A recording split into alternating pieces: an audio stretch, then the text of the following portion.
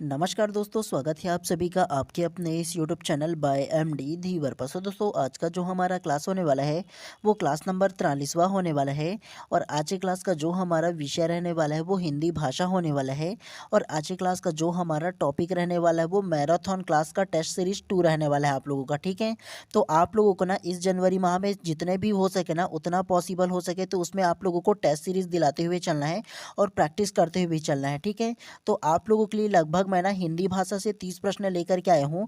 तो उसको आप लोगों को ध्यानपूर्वक पढ़ना है और उसके बाद फिर आप लोगों को उसका आंसर देना है। ठीक है, ट्राई करना है कि मेरे आंसर लेने से पहले खुद आंसर लेने की आप लोगों को कोशिश करना है।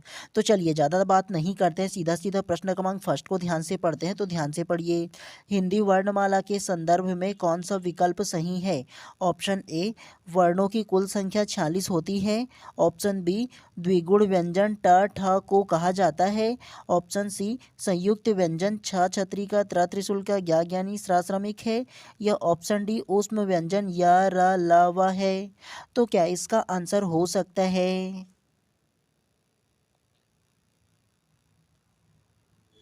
तो प्रश्न क्रमांक 1 का जो करेक्ट आंसर होगा ना वो ऑप्शन नंबर सी जो है वो करेक्ट हो जाएगा। संयुक्त व्यंजन छ त्र ज्ञ स्रा जो है वो करेक्ट हो जाएगा। कैसे?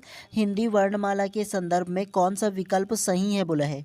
तो हिंदी वर्णमाला के संदर्भ में जो सही करेक्ट आंसर होगा ना वो ऑप्शन नंबर सी जो है वो केवल करेक्ट हो जाएगा। कैसे? संयुक्त व्यंजन छ छतरी का त्र त्रिशूल का ज्ञा ज्ञानी और सश्रमिक, तो ये जो है ना वो संयुक्त व्यंजन कहलाते हैं, ये चारों वर्ड जो है वो। तो इसे आप लोगों को नोट करके रखना है, ऐसे प्रश्न जो है ना वो पूछा जाता है। ठीक है, उसके अलावा ऑप्शन नंबर ए, वर्णों की कुल संख्या 46 होती है, तो ये गलत हो जाएगा। कैसे? तो वर्णों की जो कुल संख्या है ना वो 46 नहीं होता है, 52 होता है, यह आप लोगों को याद रखना है।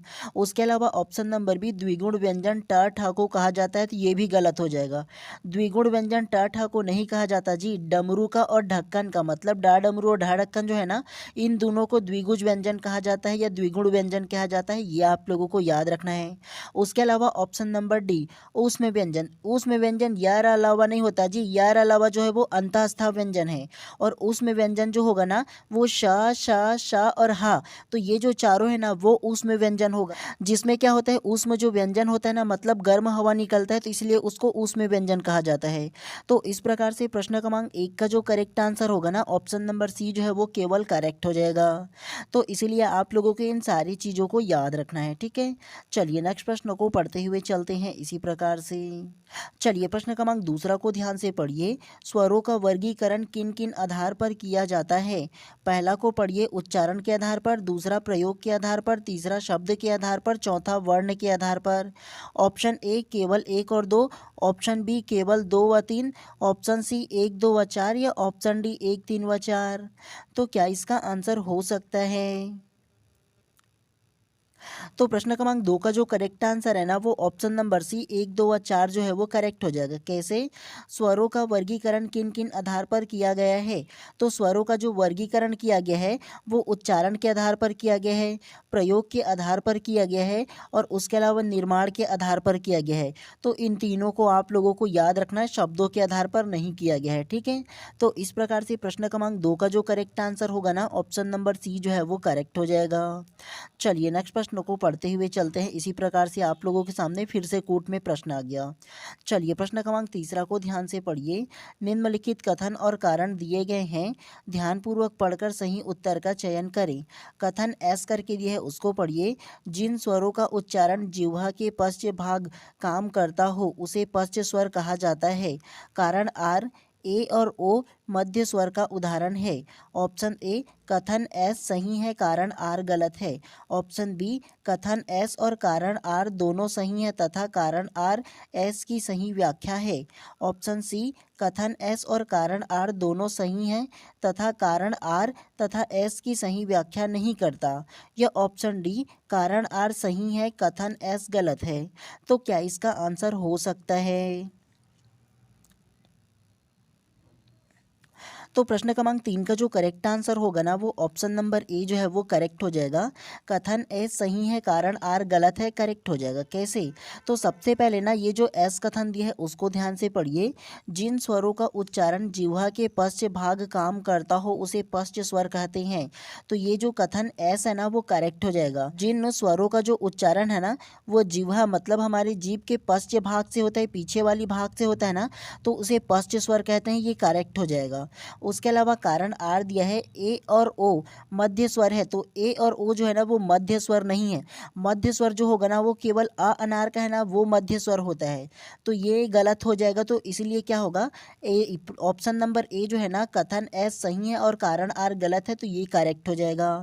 तो इस प्रकार से प्रश्न क्रमांक 3 का जो करेक्ट आंसर है ऑप्शन नंबर ए करेक्ट हो जाएगा। चलिए नेक्स्ट प्रश्न को पढ़ते हुए चलते हैं इसी प्रकार से। चलिए प्रश्न क्रमांक 4 को ध्यान से पढ़िए। मुखाकृति के आधार पर स्वरों का सही क्रम है। आप लोगों के सामने 4 कोड दिया है ABCD करके, इनको पढ़ना और सही क्रम में जमाना है। ए को पढ़िए संवृत स्वर, बी अर्ध संवृत स्वर, सी विवृत स्वर और डी अर्ध विवृत स्वर। Option A, option B, option C या ऑप्शन डी। तो क्या इसका आंसर हो सकता है? तो प्रश्न क्रमांक 4 का जो करेक्ट आंसर है ना वो ऑप्शन नंबर बी ABCD जो है वो करेक्ट हो जाएगा। कैसे? मुखाकृति के आधार पर स्वरों की सही क्रम है।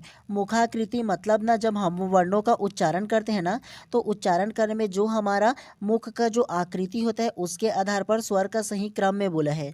तो सबसे पहले जो आएगा वो संवृत स्वर आएगा, दूसरा जो आएगा वो अर्ध संवृत स्वर आएगा, तीसरा जो आएगा वो विवृत स्वर आएगा और चौथा जो आएगा वो अर्ध विवृत स्वर आ जाएगा। ठीक है, मतलब संवृत का जो मतलब होता है ना वो क्लोज होता है मतलब बंद होता है, और बी जो होगा अर्ध संवृत का मतलब हाफ क्लोज होता है मतलब आधा बंद होता है। विवृत का मतलब होता है ओपन होता है मतलब खुला तौर से गोलाकार जो होता है ना वो होता है, और अर्ध विवृत का मतलब होता है हाफ गोलाकार होता है। ठीक है, तो इस प्रकार से ना ऑप्शन नंबर बी जो है वो करेक्ट हो जाएगा, ABCD जो है वो करेक्ट हो जाएगा। ठीक है, चलिए नेक्स्ट प्रश्न को पढ़ते हुए चलते हैं इसी प्रकार से। चलिए प्रश्न क्रमांक 5वां को ध्यान से पढ़िए। कौन से शब्द में अनुनासिकता है? ऑप्शन ए पंडित, option B Ganga, option C आंचल या ऑप्शन डी आंगन। तो क्या इसका आंसर हो सकता है? तो प्रश्न क्रमांक 5 का जो करेक्ट आंसर है ना वो ऑप्शन नंबर सी आंचल करेक्ट हो जाएगा। कैसे? कौन से शब्द में अनुनासिकता है? तो अनुनासिकता जो है ना वो आंचल जो है वो करेक्ट हो जाएगा। और अनुनासिकता का जो मतलब होता है ना जब हम कोई शब्दों का उच्चारण करते हैं ना तो जो हवा होता है ना वो नाक और मुंह दोनों से निकलता है। अधिकतर जो है ना वो नाक से ना जो स्वर का उच्चारण है वो निकलता है। जैसे आंचल का उच्चारण करके देखो, आधा से ज़्यादा नाक से वो जो स्वर है ना वो निकलता है मतलब हवा जो रहता है वो आंचल। उसके अलावा अब नाक को बंद करके देखो, आंचल। देखो आ रहा है क्या, अजीब सा आवाज आ रहा है ना। तो अनुनासिक उसे कहेंगे जिसके उच्चारण में हवा जो है वो नाक और मुंह दोनों से निकलता है। ठीक है, तो इस प्रकार से प्रश्न क्रमांक 5 का जो करेक्ट आंसर होगा ना ऑप्शन नंबर सी जो है वो करेक्ट हो जाएगा। चलिए नेक्स्ट प्रश्न को पढ़ते हुए चलते हैं इसी प्रकार से। चलिए प्रश्न क्रमांक 6वां को ध्यान से पढ़िए। निम्न में से कौन देशज शब्द नहीं है? ऑप्शन ए झोला, ऑप्शन बी खिचड़ी, ऑप्शन सी चोंगा या ऑप्शन डी रिक्शा। तो क्या इसका आंसर हो सकता है? तो प्रश्न क्रमांक 6वां का जो करेक्ट आंसर होगा ना वो option number D rickshaw correct हो जाएगा। कैसे? निम्न में से कौन देशज शब्द नहीं है? तो देशज जो शब्द नहीं है ना वो option number D rickshaw correct हो जाएगा। और रिक्शा जो शब्द है ना वो जापानीज शब्द है मतलब विदेशी शब्द है, ये आप लोगों को याद रखना है। उसके अलावा झोला हम लोग छत्तीसगढ़ी में यूज़ करते हैं ना, झोला धर के बाजार जाता हूँ मैं की। उसके अलावा ऑप्शन नंबर बी खिचड़ी, खिचड़ी जो है ना अक्सर हम लोग खाते हैं ना जी, हैं, तो ये खिचड़ी हो जाएगा। उसके अलावा चोंगा, चोंगा में हम लोग मुर्रा चना लेते हैं ना, आपको पता होगा इसके बारे में, तो ये चोंगा जो है ये भी देशज शब्द है। ठीक है, रिक्शा जो है ना वो जापानीज शब्द है मतलब विदेशी शब्द है, ये आप लोगों को याद रखना है। ठीक है, चलिए नेक्स्ट प्रश्न को पढ़ते हुए चलते हैं इसी प्रकार से। चलिए प्रश्न क्रमांक 7वां को ध्यान से पढ़िए। निम्न में से कौन सा युग्म सुमेलित है? मतलब आप लोगों को बताना है सही कौन सा है ये बताना है। एक साइड तत्सम दिया है और दूसरे साइड तद्भव दिया है। ए को पढ़िए आश्रय, बी आमलक, सी इयत और डी उपल। उसके अलावा देखो आश्रय का अर्थ क्या दिया है, आस दिया है। उसके अलावा आमलक का अर्थ आम दिया है। इयत का अर्थ क्या दिया है, तो इयत का जो दिया है इतना दिया है। उसके अलावा उपल का अर्थ क्या दिया है, कंडा दिया है। तो क्या इसमें सही है आप लोगों को ये बताना है। तो प्रश्न क्रमांक 7 का जो करेक्ट आंसर होगा ना वो ऑप्शन नंबर सी इयत इतना करेक्ट हो जाएगा। कैसे? निम्न में से कौन सा युग्म सही सुमेलित है? तो सही जो होगा ना वो ऑप्शन नंबर सी इयत का जो करेक्ट आंसर होगा ना वो इतना हो गएगा। ठीक है, और इयत जो शब्द है ना वो तत्सम शब्द है, और तत्सम शब्द का जो तद्भव रूप होगा ना इयत का वो इतना करेक्ट हो जाएगा। उसके अलावा ऑप्शन नंबर ए आश्रय, आश्रय एक तत्सम शब्द है और इसका जो तद्भव रूप होगा ना वो आसरा हो जाएगा। क्या? तो आसरा हो जाएगा जी, आस नहीं होगा, आसरा होता है। ठीक है, तो यह आप लोगों को याद रखना है। तत्सम का जो तद्भव रूप होगा ना मतलब आश्रय का जो तद्भव रूप होगा ना वो आसरा हो जाएगा। उसके अलावा ऑप्शन नंबर बी आमलक, आमलक का जो तद्भव होगा वो आम नहीं होगा, आंवला होगा। क्या? तो आंवला जो है ना वो आमलक का तद्भव रूप हो जाएगा। तो यह आप लोगों को याद रखना है, ये जो आम लिखा है वो गलत हो जाएगा। उसी प्रकार से उपल, उपल का जो तद्भव रूप होगा ना वो ओला हो जाएगा। क्या? तो उपल का तद्भव रूप क्या होगा? ओला होगा, ये कंडा नहीं होगा, ये भी आप लोगों को याद रखना है। तो इस प्रकार से प्रश्न क्रमांक 7 का जो करेक्ट आंसर होगा ना ऑप्शन नंबर सी जो है वो करेक्ट हो जाएगा। चलिए नेक्स्ट प्रश्न को पढ़ते हुए चलते हैं इसी प्रकार से। प्रश्न क्रमांक 8वां को ध्यान से पढ़िए। तत्सम संख्या शब्द चतुर्षष्टि का तद्भव रूप क्या है? Option A 64, option B 14, option C 54 या ऑप्शन डी 96। तो क्या इसका आंसर हो सकता है? तो प्रश्न क्रमांक 8 का जो करेक्ट आंसर होगा ना वो ऑप्शन नंबर ए 64 करेक्ट हो जाएगा। कैसे? तत्सम संख्या शब्द चतुर्षष्टि का तद्भव रूप क्या होगा? तो ये जो लिखा हुआ संख्या है ना जी तत्सम शब्द में चतुर्षष्टि, तो इसका जो अर्थ होगा वो क्या होगा? 64 हो जाएगा। कैसे आप लोगों को पहचानना है? शुरुआती में क्या लिखा है? देखो चतुर लिखा है ना, चतुर का मतलब 4 लेना है। उसके अलावा बाद में देखो क्या लिखा है? षष्ठी लिखा है, षष्ठी का मतलब क्या होता है? 6 होता है। अब आप बोलोगे कि 46 हो जाएगा सर, इसको हमेशा आप लोगों को उल्टा लिखना है। कैसे? तो ये 4 इस तरफ शुरुआती में और 6 इस तरफ है ना, तो जस्ट इसको आप लोगों को उल्टा लिखना है, 6 और 4, तो 6 4 कितना होगा जी? 64 हो जाएगा। समझ में आया आप लोगों को?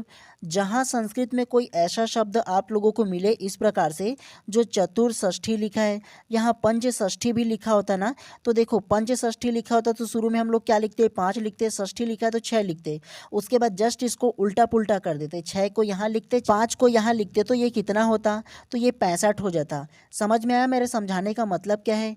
तो इसमें देखो चतुर्षष्ठी लिखा है तो 4 यहाँ लिखा, चतुर लिखा है तो यहाँ शुरू में, और षष्ठी लिखा 6 यहाँ लिखा। अब जस्ट इसको उल्टा लिख दो और उसके बाद जितना संख्या आ रहा है ना इसको ढूंढो किस में है, तो ये 64 है ना।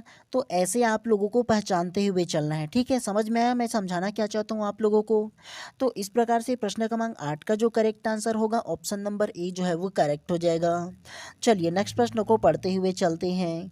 प्रैक्टिस कर लीजिएगा जी एक आध बार दोबारा आप लोग, और ना तो अच्छे से समझ में आ जाएगा आप लोगों को। ठीक है, चलिए प्रश्न क्रमांक 9 को अब ध्यान से पढ़िए। जलज शब्द है, ऑप्शन ए रूढ़ शब्द, ऑप्शन बी योग रूढ़ शब्द, ऑप्शन सी निरर्थक शब्द या ऑप्शन डी विदेशज शब्द। तो क्या इसका आंसर हो सकता है? तो प्रश्न क्रमांक 9 का जो करेक्ट आंसर होगा ना वो ऑप्शन नंबर बी योग ऋण शब्द करेक्ट हो जाएगा। कैसे? जलज शब्द है तो जलज जो शब्द है ना वो योग ऋण शब्द है, ये आप लोगों को याद रखना है। और कैसे आप लोग समझोगे? योग ऋण का मतलब समझा देता हूँ सबसे पहले। योग ऋण शब्द उस शब्द को कहते हैं जो अपने साधारण अर्थ का बोध ना करा करके ना लाक्षणिक अर्थ का बोध कराते हैं, मतलब विशेष अर्थ का बोध कराते हैं अपने लिखे हुए शब्द को बोध को छोड़ करके। ठीक है, तो उसे क्या कहेंगे? योग ऋण शब्द कहेंगे। देखो जैसे एग्जाम्पल में ये जलज लिखा है, जलज का मतलब हम लोग साधारणतः क्या लेते हैं? जल में जन्म लेने वाला। लेकिन ये जलज शब्द का जो हम लोग अर्थ वास्तविकता में लेंगे ना वो क्या होगा? जलज का मतलब कमल होगा। क्या? तो जलज का मतलब होता है कमल होता है। तो ये जो जलज लिखा है वो अपने साधारण अर्थ का बोध ना करा करके लाक्षणिक अर्थ का बोध करा रहा है, विशेष अर्थ का बोध करा रहा है ना, तो इसका मतलब क्या होगा? ये योग ऋण शब्द हो जाएगा। ठीक उसी प्रकार से एक और शब्द आता है लंबोदर। लंबोदर बोलने का मतलब क्या होता है? साधारण अर्थ में जिसका पेट निकला होगा, मतलब जिसका उदर निकला होगा उसे लंबोदर कहते हैं। लेकिन हम लोग लंबोदर अगर बोलते हैं तो इसका सीधा सीधा मतलब हम लोग क्या लेते हैं? विशेष अर्थ में।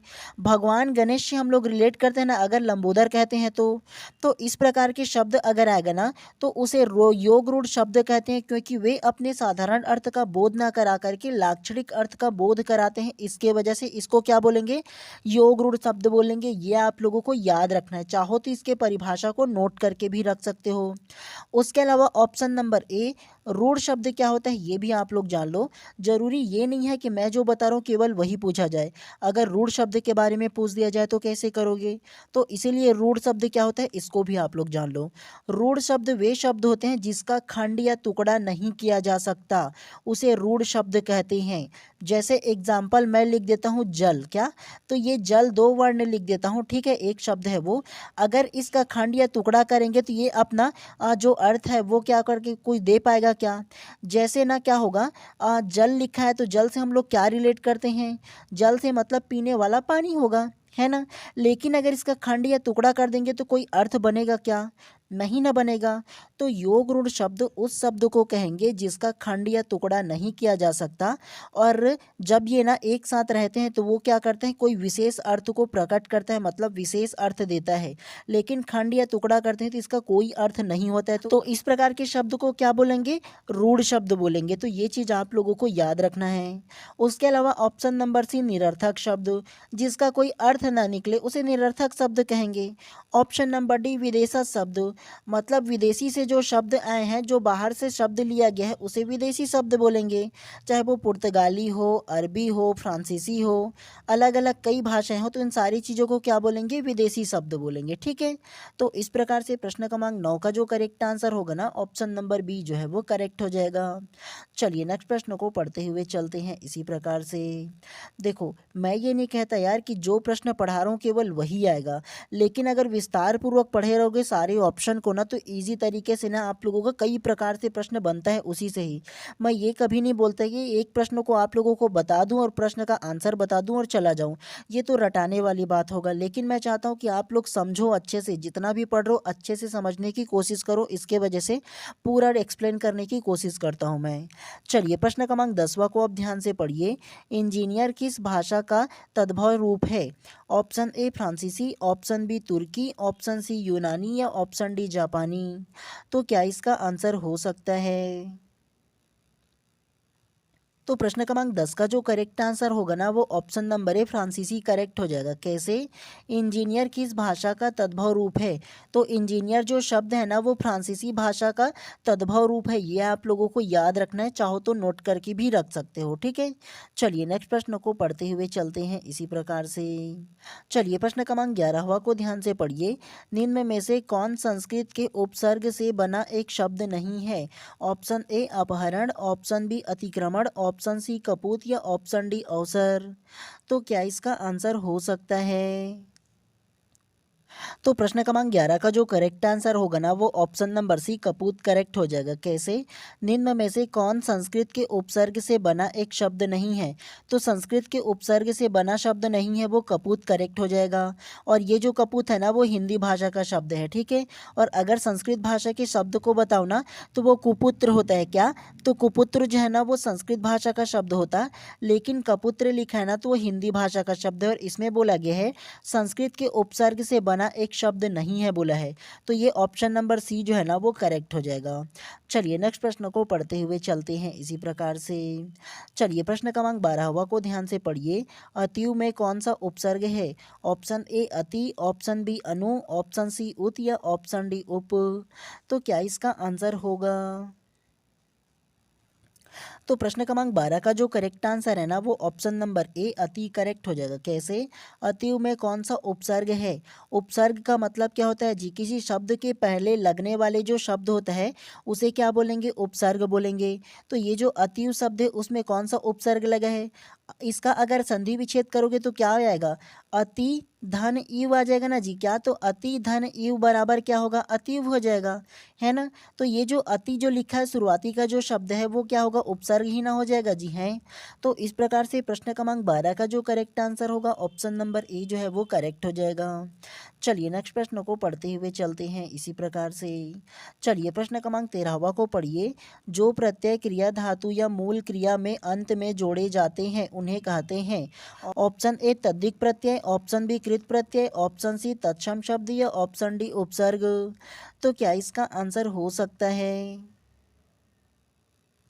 तो प्रश्न क्रमांक 13 का जो करेक्ट आंसर होगा ना वो ऑप्शन नंबर बी कृत प्रत्यय करेक्ट हो जाएगा। कैसे? जो प्रत्यय क्रिया धातु या मूल धातु क्रिया के अंत में जोड़े जाते हैं उन्हें कहते हैं, तो इन्हें कृत प्रत्यय कहते हैं। ये आप लोगों को याद रखना है इसके बारे में। उसके अलावा ऑप्शन नंबर ए तदिक प्रत्यय किसे कहते हैं ये भी जान लो। तदिक प्रत्यय जो होता है ना वो संज्ञा, सर्वनाम और विशेषण जैसे मूल शब्द के अंत में जुड़ता है, और जुड़ने के बाद जब नए शब्दों का निर्माण करते हैं और उसके अर्थ को बदल देते हैं ना तो उसे तदिक प्रत्यय कहेंगे। ये भी आप लोगों को याद रखना है, ठीक है। तो इस प्रकार से प्रश्न क्रमांक 13 का जो करेक्ट आंसर होगा ना ऑप्शन नंबर बी जो है वो करेक्ट हो जाएगा। प्रत्यय क्रिया धातु या मूल क्रिया के अंत में जोड़े जाते हैं उसे कृत प्रत्यय कहते हैं। चलिए नेक्स्ट प्रश्न को पढ़ते हुए चलते हैं इसी प्रकार से। चलिए प्रश्न क्रमांक 14 को ध्यान से पढ़िए। पंकिल शब्द से प्रत्यय को अलग कर मूल रूप में लिखिए। ऑप्शन ए पंक्ति, ऑप्शन सी पंकल, ऑप्शन सी पंक या ऑप्शन डी पन। तो क्या इसका आंसर हो सकता है? तो प्रश्न क्रमांक 14 का जो करेक्ट आंसर होगा ना वो ऑप्शन नंबर सी पंक करेक्ट हो जाएगा। कैसे? पंकिल शब्द से प्रत्यय को अलग कर मूल रूप में लिखिए। तो पंकिल शब्द से प्रत्यय को अलग करने पर पंक शब्द बन जाएगा। ये आप लोगों को याद रखना है, ठीक है। तो इस प्रकार से प्रश्न क्रमांक 14 का क्या आंसर होगा? ऑप्शन नंबर सी पंक जो है वो करेक्ट हो जाएगा। चलिए नेक्स्ट प्रश्न को पढ़ते हुए चलते हैं। चलिए प्रश्न क्रमांक 15 को पढ़िए। सरकार शब्द में कौन सा उपसर्ग है? ऑप्शन ए सत, ऑप्शन बी सर, ऑप्शन सी सा या ऑप्शन डी सरक। तो क्या इसका आंसर होगा? तो प्रश्न क्रमांक 15 का जो करेक्ट आंसर है ना वो option number B sir correct हो जाएगा। कैसे? सरकार शब्द में कौन सा उपसर्ग है? तो सरकार शब्द में जो उपसर्ग लगेगा ना वो सर उपसर्ग लग जाएगा। अगर आप सरकार का संधि विच्छेद करोगे तो क्या होगा? तो सरकार का संधि विच्छेद होगा वो सर धन कार हो जाएगा। क्या? तो सर धन कार बराबर सरकार होता है, और ये जो शुरू में शब्द है ना वो क्या होगा? उपसर्ग हो जाएगा इसका, ठीक है। तो इस प्रकार से प्रश्न क्रमांक 15 का क्या आंसर होगा? ऑप्शन नंबर बी जो है वो करेक्ट हो जाएगा। चलिए नेक्स्ट प्रश्न को पढ़ते हुए चलते हैं इसी प्रकार से फटाफट अंदाज में। चलिए प्रश्न क्रमांक 16 को पढ़िए। संधि के कितने भेद होते हैं? Option A 1, option B 2, option C 3 या ऑप्शन डी 4। तो प्रश्न क्रमांक 16 का जो करेक्ट आंसर होगा ना वो ऑप्शन नंबर सी 3 करेक्ट हो जाएगा। कैसे? संधि के कितने प्रकार होते हैं? तो संधि के 3 प्रकार होते हैं। कौन कौन सा? तो सबसे पहले स्वर संधि हो जाएगा, विसर्ग संधि हो जाएगा और व्यंजन संधि हो जाएगा। क्या? तो सबसे पहले स्वर संधि हो जाएगा, और स्वर संधि के 5 प्रकार अलग से होते हैं। दूसरा जो होगा वो विसर्ग संधि हो जाएगा, और तीसरा जो होगा वो व्यंजन संधि हो जाएगा। तो इस प्रकार से संधि के जो भेद होंगे या प्रकार होंगे वो 3 प्रकार के होते हैं। ये आप लोगों को याद रखना है, ठीक है। तो इस प्रकार से प्रश्न क्रमांक 16 का जो करेक्ट आंसर है ऑप्शन नंबर सी जो है वो करेक्ट हो जाएगा। चलिए नेक्स्ट प्रश्न को पढ़ते हुए चलते हैं इसी प्रकार से। चलिए प्रश्न क्रमांक 17 को पढ़िए। गुण स्वर संधि में स्वरों के मेल से निम्न में से कौन सा परिवर्तन असत्य है? ऑप्शन ए आ धन ई बराबर ए, ऑप्शन बी आ धन ई बराबर ए, ऑप्शन सी आ धन ऊ बराबर ओ या ऑप्शन डी आ धन ऊ बराबर ओ। तो क्या इसका आंसर हो सकता है?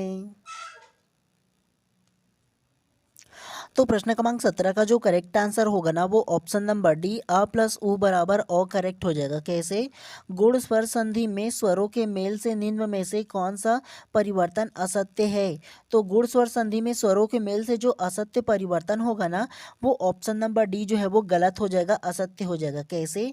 तो सबसे पहले देखो आ प्लस उ बराबर ओ दिया है, तो अ प्लस उ बराबर ओ नहीं होता है, ओ होता है। क्या? तो केवल ओ होता है, ये आप लोगों को याद रखना है। जैसे देखो सही में देखो आ प्लस ई बराबर ए हो रहा है, अ प्लस ई बराबर भी ए हो रहा है। ठीक उसी प्रकार से आ प्लस उ बराबर ओ हो रहा है, तो आ प्लस बड़ा उ बराबर ओ ही ना होगा जी, सेम टू सेम ये। तो इसमें ओ दिया है तो ये गलत हो जाएगा, और इसका जो गलत आंसर होगा ना मतलब इसमें असत्य पूछा है, तो ऑप्शन नंबर डी जो है वो करेक्ट हो जाएगा। ठीक है, चलिए नेक्स्ट प्रश्न को पढ़ते हुए चलते हैं इसी प्रकार से। चलिए प्रश्न क्रमांक 18 को पढ़िए। निम्नलिखित में से उस शब्द को चुनिए जिसमें यण स्वर संधि का उपयोग नहीं किया गया है। ऑप्शन ए अध्ययन, ऑप्शन बी यद्यपि, ऑप्शन सी नयन या ऑप्शन डी प्रत्येक। तो क्या इसका आंसर हो सकता है? तो प्रश्न क्रमांक 18 का जो करेक्ट आंसर होगा ना वो ऑप्शन नंबर सी नयन करेक्ट हो जाएगा। कैसे? निम्नलिखित में से उस शब्द को चुनिए जिसमें यण स्वर संधि का प्रयोग नहीं किया गया है। तो यण स्वर संधि का जो प्रयोग नहीं किया गया है वो ऑप्शन नंबर सी हो जाएगा। ये जो नयन शब्द है ना वो अयादी स्वर संधि का उदाहरण है। क्या? तो अयादी स्वर संधि का उदाहरण ये नयन है। बाकी ऑप्शन ए अध्ययन, ऑप्शन बी यद्यपि, ऑप्शन सी प्रत्येक, ये तीनों के तीनों जो है ना वो यण स्वर संधि का उदाहरण है। ये आप लोगों को याद रखना है, तीनों में यण स्वर संधि लगा है और ये जो नयन है उसमें अयादी स्वर संधि है। तो इस प्रकार से प्रश्न क्रमांक 18 का जो करेक्ट आंसर होगा ऑप्शन नंबर सी जो है ना वो करेक्ट हो जाएगा। चलिए प्रश्न क्रमांक 19 को ध्यान से पढ़िए। निम्न में से कौन विसर्ग संधि का उदाहरण है? ऑप्शन ए प्रायश्चित, option B Sachchidanand, option C उच्चारित या ऑप्शन डी पद्धति। तो क्या इसका आंसर हो सकता है? तो प्रश्न क्रमांक 19 का जो करेक्ट आंसर है ना वो ऑप्शन नंबर ए प्रायश्चित करेक्ट हो जाएगा। कैसे? निम्न में से कौन विसर्ग संधि का उदाहरण है? तो विसर्ग संधि का जो उदाहरण है वो ऑप्शन नंबर ए प्रायश्चित करेक्ट हो जाएगा। कैसे? तो आप लोगों का पहचानने का तरीका बता देता हूँ। सबसे पहले ये प्रायश्चित है ना, अगर इसका संधि विच्छेद करोगे तो क्या होगा? संधि विच्छेद में ये क्या होगा? प्रायः हो जाएगा। क्या? तो प्रायः धन क्या होगा? धन हो जाएगा, चित हो जाएगा। क्या? तो प्रायः धन चित बराबर प्रायश्चित हो जाएगा। तो ये जो डॉट लगेगा ना वो विसर्ग संधि का उदाहरण है, ये आप लोगों को याद रखना है। ठीक है? क्योंकि देखो प्रायश्चित में क्या लगेगा? प्रायः धनचित, ये विसर्ग संधि का उदाहरण है, तो ये आप लोगों को याद रखना है। तो इस प्रकार से प्रश्न क्रमांक 19 का क्या आंसर होगा? ऑप्शन नंबर ए जो है वो करेक्ट हो जाएगा। उसके अलावा option number B Sachchidanand, option number B उच्चारित, ऑप्शन नंबर ए पद्धति, ये तीनों के तीनों जो है ना वो व्यंजन संधि के उदाहरण है। ठीक है? तो इस प्रकार से क्या आंसर होगा? ऑप्शन नंबर ए जो है वो करेक्ट हो जाएगा। चलिए नेक्स्ट को पढ़ते हुए चलते हैं। चलिए प्रश्न क्रमांक 20 को ध्यान से पढ़िए। निम्न कथनों में से सत्य है? ऑप्शन ए वाडंबर का संधि विच्छेद वाग्धन आडंबर है, ऑप्शन बी जगदीश का संधि विच्छेद जगधन दिश है, ऑप्शन सी संख्या गमन का संधि विच्छेद सखी धन आगमन है, या ऑप्शन डी शावक का संधि विच्छेद सौ धन अक है। तो क्या इसका आंसर हो सकता है? तो प्रश्न क्रमांक 20 का जो करेक्ट आंसर है ना वो ऑप्शन नंबर सी जो है वो करेक्ट हो जाएगा। संख्या गमन का संधि विच्छेद सखी धन आगमन जो है वो करेक्ट हो जाएगा। कैसे? निम्न कथन में सत्य है, तो जो सत्य कथन है ना वो ऑप्शन नंबर सी जो है वो करेक्ट हो जाएगा। ये आप लोगों को याद रखना है। ठीक है? उसके अलावा ऑप्शन नंबर ए वागडंबर का संधि विच्छेद, ये जो है ना वो गलत कैसे होगा ये जान लो। ये जो वाक धन आडंबर लिखा है ना, तो ये जो वाक ग जो लिखा है ना वो ग नहीं आएगा, वाक का हो जाएगा जी। क्या? तो वाक धन आडंबर बराबर वागडंबर हो जाएगा, और इसमें ग लिखा है तो ये गलत हो जाएगा। उसी प्रकार से ऑप्शन नंबर बी जगदीश का संधि विच्छेद जगधन दीस लिखा है ना, तो ये भी गलत हो जाएगा। कैसे? तो इसका जो संधि विच्छेद है जगदीश का ना वो जगत हो जाएगा। क्या? तो जगत धन ईस हो जाएगा जी। ई इमली और ये शाह है ना वो करेक्ट हो जाएगा। जगत धन ई से बराबर जगदीश होता है। ठीक है? उसके अलावा ऑप्शन नंबर डी शावक का संधि विच्छेद सौ धन अक दिया है, तो ये भी गलत हो जाएगा। शावक का जो संधि विच्छेद होगा ना वो सौ धन अक हो जाएगा। क्या? तो ये शक्कर वाली जो शात है ना सौ धन क्या होगा? अक हो जाएगा, और इसमें सा धन सा दिया है। ठीक है? सा मतलब सौ दिया है, ये वाला तो ये नहीं आएगा। ठीक है? शक्कर वाला जो शाह है ना वो आ जाएगा। तो इस प्रकार से प्रश्न क्रमांक 20 का जो करेक्ट आंसर है ना ऑप्शन नंबर सी जो है वो करेक्ट हो जाएगा। चलिए नेक्स्ट प्रश्न को पढ़ते हुए चलते हैं इसी प्रकार से। चलिए प्रश्न क्रमांक 21 को ध्यान से पढ़िए। मानक व्याकरण के अनुसार समास के कितने भेद हैं? Option A 4, option B 5, option C 6 या ऑप्शन डी 7। तो क्या इसका आंसर होगा? तो प्रश्न क्रमांक 21 का जो करेक्ट आंसर है ना वो ऑप्शन नंबर सी 6 करेक्ट हो जाएगा। कैसे? मानक व्याकरण के अनुसार समास के कितने भेद हैं? तो समास के जो भेद है ना वो 6 प्रकार के भेद होते हैं जी। आप लोगों ने सुना होगा द्वंद्व समास, द्विगु समास, कर्मधारय समास, बहुव्रीहि समास, तत्पुरुष समास, अव्यय समास करके। तो इस प्रकार से प्रश्न क्रमांक 21 का जो करेक्ट आंसर होगा ऑप्शन नंबर सी जो है वो करेक्ट हो जाएगा। चलिए नेक्स्ट प्रश्न को पढ़ते हुए चलते हैं इसी प्रकार से। चलिए प्रश्न क्रमांक क्रमांक 22वां को ध्यान से पढ़िए।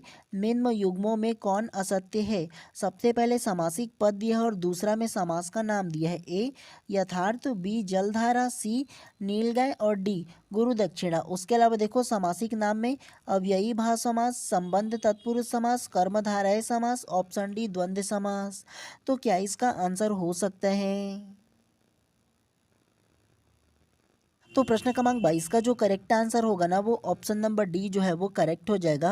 गुरु दक्षिणा का जो होगा ना वो द्वंद्व समास करेक्ट हो जाएगा। कैसे?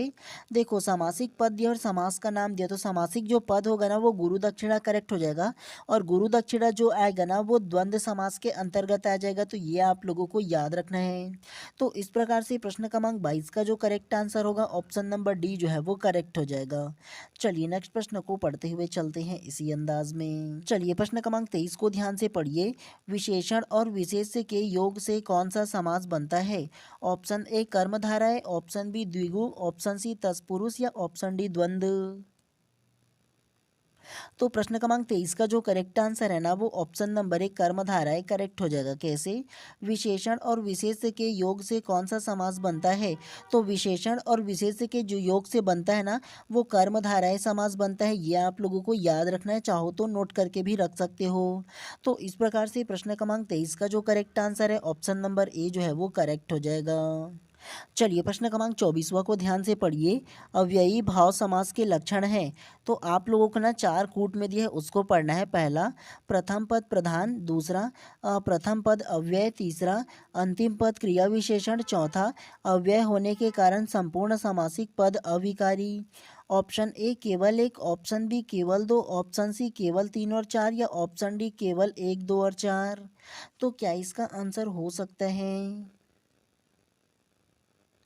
तो प्रश्न क्रमांक 24 का जो करेक्ट आंसर होगा ना वो ऑप्शन नंबर डी केवल 1, 2 और 4 करेक्ट हो जाएगा। कैसे? अव्ययी भाव समास के लक्षण है। तो अव्ययी भाव समास के जो लक्षण है वो प्रथम पद प्रधान होता है, उसके अलावा प्रथम पद अव्यय भी होता है और उसके अलावा क्या होता है? अव्यय होने के कारण संपूर्ण समासिक पद अविकारी होता है। तो इस प्रकार से प्रश्न क्रमांक 24 का जो करेक्ट आंसर है ऑप्शन नंबर डी जो है वो करेक्ट हो जाएगा। चलिए नेक्स्ट प्रश्न को पढ़ते हैं इसी प्रकार से। चलिए प्रश्न क्रमांक 25वां को पढ़ते हैं। समासिक शब्द तुलसीकृत उदाहरण है। ऑप्शन ए करण तत्पुरुष समास, ऑप्शन बी कर्मधारय समास, ऑप्शन सी बहुव्रीहि समास या ऑप्शन डी द्विगु समास। तो क्या इसका आंसर हो सकता है? तो प्रश्न क्रमांक 25 का जो करेक्ट आंसर है ना वो ऑप्शन नंबर एक करण तत्पुरुष समास करेक्ट हो जाएगा। कैसे? समासिक शब्द तुलसीकृत उदाहरण है। तो समासिक शब्द जो तुलसीकृत है जो उदाहरण है ना वो करण तत्पुरुष समास का उदाहरण है। ये आप लोगों को याद रखना है, ठीक है। चलिए नेक्स्ट प्रश्न को पढ़ते हुए चलते हैं इसी प्रकार से फटाफट अंदाज में। चलिए प्रश्न क्रमांक 26वां को पढ़िए। बुढ़िया स्त्रीलिंग शब्द बहुवचन क्या होगा? मतलब ये जो बुढ़िया है ना तो उसका स्त्रीलिंग शब्द क्या होगा आपको ये बताना है। ऑप्शन ए बुढ़ियाएं, ऑप्शन बी बुढ़िया, ऑप्शन सी सभी बुढ़िया या ऑप्शन डी इनमें से कोई नहीं। तो प्रश्न क्रमांक 26 का जो करेक्ट आंसर है ना वो ऑप्शन नंबर बी बुढ़िया करेक्ट हो जाएगा। कैसे? बुढ़िया स्त्रीलिंग का बहुवचन शब्द क्या होगा?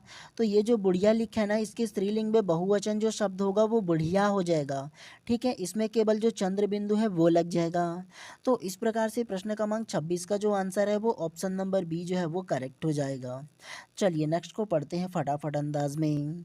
चलिए प्रश्न क्रमांक 27वां को पढ़िए। सभी अध्यापक पढ़ा रहे हैं वाक्य में अध्यापक है। ऑप्शन ए एक वचन शब्द, ऑप्शन बी बहुवचन शब्द, ऑप्शन सी ना ही एक वचन और ना ही बहुवचन या ऑप्शन डी इनमें से कोई नहीं।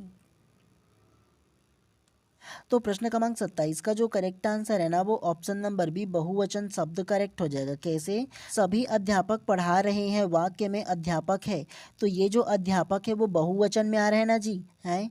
देखो क्या बोला है, सभी अध्यापक बोला है, तो अध्यापक जो है वो बहुवचन शब्द के अंतर्गत आ जाएगा। ये आप लोगों को याद रखना है क्योंकि सभी अध्यापक बोला गया है इसके वजह से।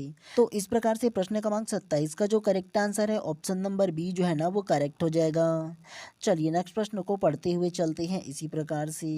चलिए प्रश्न क्रमांक 28वां को ध्यान से पढ़िए। दिए गए कथन व कारण के संदर्भ में कौन सा विकल्प सही है? सबसे पहला कथन एस दिया है उसको पढ़िए। ये शब्द जिनसे एक संख्या पदार्थ या व्यक्ति का बोध होता है उन्हें बहुवचन कहते हैं। कारण आर को पढ़िए। नदी, बच्चे, लड़के आदि एक वचन का उदाहरण है। ऑप्शन ए कथन एस सही है, कारण आर गलत है। ऑप्शन बी कथन एस और कारण आर दोनों सही हैं तथा आर एस की सही व्याख्या है। ऑप्शन सी कथन एस और कारण आर दोनों सही हैं तथा आर एस की सही व्याख्या नहीं है। या ऑप्शन डी कारण आर तथा कारण एस दोनों गलत है। तो क्या इसका आंसर हो सकता है? तो प्रश्न क्रमांक 28 का जो करेक्ट आंसर है ना वो ऑप्शन नंबर डी जो है वो करेक्ट हो जाएगा। कारण आर तथा कारण एस जो है ना वो दोनों गलत हो जाएगा। कैसे? सबसे पहले देखो कथन एस को पढ़ो। ऐसे शब्द जिनसे एक संख्या पदार्थ या व्यक्ति का बोध होता है। क्या बोला है? ऐसे संख्या जिसमें क्या करता है, एक व्यक्ति का बोध हो और एक पदार्थ का बोध हो। तो कोई भी एक चीज का बोध होगा वो एक वचन ही ना होगा जी, बहुवचन कैसे हो जाएगा? है, इसमें देखो बहुवचन बोला गया है तो ये गलत हो जाएगा। उसी प्रकार से नदियाँ, बच्चे, लड़के आदि एक वचन है। नदियाँ का मतलब क्या है? या लगा है, नदी नहीं बोला है, नदियाँ बोला है मतलब बहुत सारे नदियाँ। बच्चे बोला है मतलब बहुत सारे बच्चे, और लड़के बोला है मतलब बहुत सारे लड़के। तो वो एक वचन में कैसे होगा? वो बहुवचन के अंतर्गत आएगा। तो ये भी जो है ना वो कारण आर वो भी गलत हो जाएगा। तो कथन जो एस है वो और कारण आर जो है वो दोनों के दोनों गलत हो जाएगा। तो ऑप्शन नंबर डी सही हो जाएगा। चलिए नेक्स्ट प्रश्न को पढ़ते हुए चलते हैं। ये प्रश्न क्रमांक 29 को ध्यान से पढ़िए। वचन संदर्भित करता है ऑप्शन ए वाक्यों को, ऑप्शन बी अक्षर को, ऑप्शन सी वर्ण को या ऑप्शन डी संख्या को। तो क्या इसका आंसर हो सकता है? तो प्रश्न क्रमांक 29 का जो करेक्ट आंसर है ना वो ऑप्शन नंबर डी संख्या को करेक्ट हो जाएगा। कैसे? वचन संदर्भित करता है तो वचन संदर्भित जो करता है वो संख्या को ना होगा जी। जैसे एक वचन, द्विवचन, बहुवचन हम लोग पढ़ते हैं ना, हिंदी में एक वचन और बहुवचन पढ़ते हैं। मतलब एक वचन मतलब एक संख्या होगा, बहुवचन मतलब बहुत सारे होगा। तो वो संख्या को ही ना व्यक्त कर रहा है जो वचन है वो। तो इस प्रकार से प्रश्न क्रमांक 29 का जो करेक्ट आंसर है ऑप्शन नंबर डी जो है वो करेक्ट हो जाएगा। चलिए आज की क्लास के अंतिम प्रश्न को ध्यान से पढ़िए। प्रश्न क्रमांक 30 को। कवि का सटीक बहुवचन क्या है? ऑप्शन ए कविमन, ऑप्शन बी कविगण, ऑप्शन सी कवि समूह या ऑप्शन डी कवि लोग। तो क्या इसका आंसर होगा? तो प्रश्न क्रमांक 30 का जो करेक्ट आंसर होगा ना वो ऑप्शन नंबर बी कविगण करेक्ट हो जाएगा। कैसे? कवि का सटीक बहुवचन है तो कवि का जो बहुवचन होगा ना वो कविगण हो जाएगा। जब एक साथ बहुत सारे कवि होंगे ना तो उसको क्या बोलेंगे? कविगण बोला जाता है। ठीक है, तो इस प्रकार से प्रश्न क्रमांक 30 का जो करेक्ट आंसर होगा ऑप्शन नंबर बी जो है वो करेक्ट हो जाएगा। तो चलिए आज की इस क्लास को यहीं पर समाप्त कर देते हैं। और अगर आप लोग चैनल पर नए होंगे तो चैनल को सब्सक्राइब कर देना और बेल आइकन को दबा देना, ताकि इसी प्रकार से जब भी मैं क्लास लाऊँ ना तो प्रॉपर टाइम पे आप लोगों को उसका नोटिफिकेशन मिले। और इस जनवरी माह में हम लोग मैराथन की क्लास कंटिन्यू करते हुए चलेंगे। ठीक है, और बाकी सब्जेक्ट का भी ना मैराथन क्लास लाने की कोशिश करूँगा आप सभी लोगों के लिए, ताकि आप लोग की तैयारी ज़रूर हो जाए। ठीक है, तो इसीलिए चैनल को अवश्य सब्सक्राइब कर दीजिएगा। चलिए मिलते हैं नेक्स्ट क्लास में। आप सभी लोगों का दिन शुभ एवं मंगलमय हो।